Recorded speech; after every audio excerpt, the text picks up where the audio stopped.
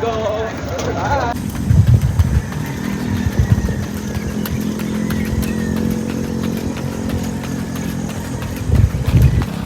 Go, go, go! Ilang minuto? Go, JC! Ayan pala.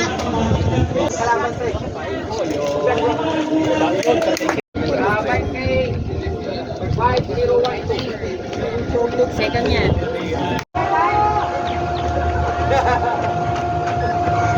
Congrats! Nice one! We sweep them! We sweep them! All first!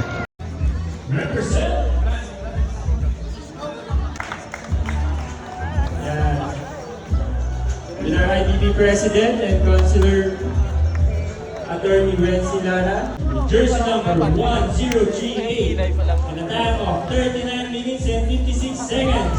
Parang hindi umalis, Sir Juan Carlo Igor.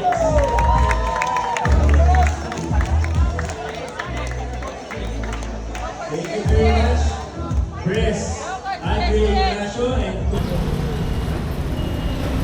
It's a small local race, but surprisingly, first of all, their distance is quite accurate, around extra 100 meters. No, for the 3K, I think it was okay. The crowd was nice. The route was okay also, and I don't have much complaint. For the 10K route, it's fairly easy. Lots of U-turns though. It's overcast and there's a little bit of wind, but still humid.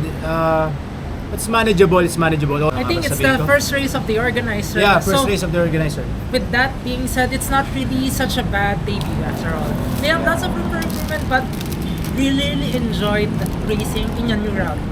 Our past races this year have always been at MOA, Ross Boulevard, so it's refreshing to actually race somewhere new. You're not really used to the route.